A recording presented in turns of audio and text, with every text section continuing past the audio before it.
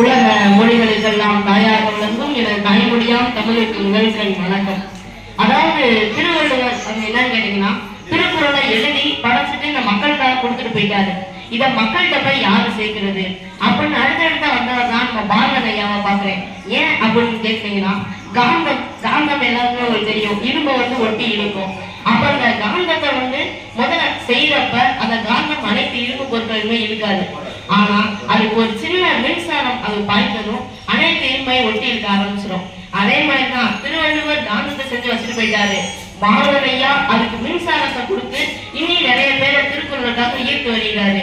ஏன் அப்படின்னு கேட்டீங்கன்னா, நாங்க நேற்று மூணாறுல இருந்தோம். மூணாறுல 2 நாள் தங்கி இருந்துட்டு வர ஒரு வேலை இருந்தாலும் பாரதன் ஐயாவுக்காக இங்க திருக்குறள் திருப்பணிகள் நடைபெறனால அந்த ஒரு ஈர்ப்புனாலதான் நாங்க நேற்று சாயங்காலமே இங்க வந்துட்டோம். அது மூலமா நான் ஒரு திருக்குறள் என்ன சொல்லலாம்னு கேட்டீங்கன்னா, இன்னார் செய்தாரே ஒருத்தர் அவனால நன்மையை செய்துவிடு. எப்படின்னு கேட்டீங்கன்னா, நான் சிஎஸ்ஐ பள்ளியில ஒரு 5ஆவது 4ஆவது படிச்சுட்டு இருந்தப்ப பள்ளிக்கு தினம் அதோடதான் போனோம். போறப்ப அங்க நாய்கள்லாம் வந்தப்ப என்னை துரத்திட்டு வந்துச்சு.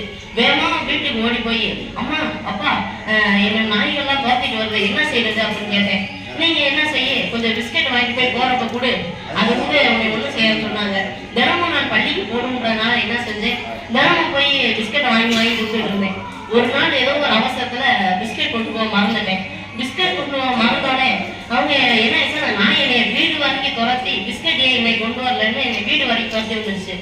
அப்பதான் நான் என்னன்னு யோசித்தேன், நம்ம இன்னார் செய்தாரே ஒருத்தர் அவர் தான் நன்மையை செய்து விட்டு, நம்ம ஒருத்தருக்கு கெட்ட செஞ்சா அவருக்கு நம்ம நல்லது செய்யணும். ஆனா இது என்ன இப்படி ஆயிடுச்சுன்னு நினைச்சப்பதான் திருவள்ளுவர் அடுத்த குறள்ல என்ன சொல்றாருன்னா, நன்று ஆற்றல் உள்ளும் தீங்குண்டு பண்படிந்து ஆற்றல் கரைன்னு சொல்றாரு.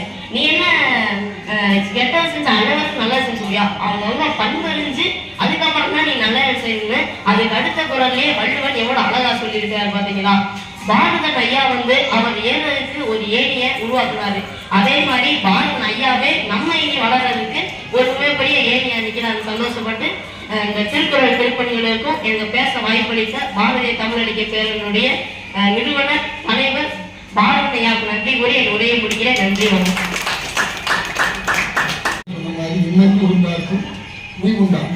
உயிரில்லை செய்நன்றி கொண்டவர்களுக்கு அது உண்மையிலே அவங்க மூணாறிலிருந்து இப்ப வந்தது என்பது பாரதனுக்காக இல்லை, தமிழுக்காக.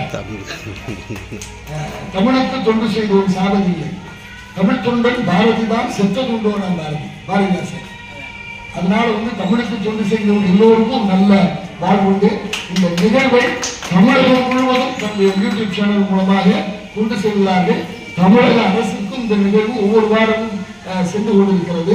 அந்த வகையில் அவர்களுக்கு நம்முடைய திருக்குறள் திருப்பணிகள் திட்டத்தின் கீழ் பாரதிய தமிழ் இலக்கிய பேரவையின் சார்பாக நன்றியை தெரிவித்துக் கொண்டு இப்பொழுது சிறப்பு பேச்சாளர் உரையாற்ற இருக்கிறார்.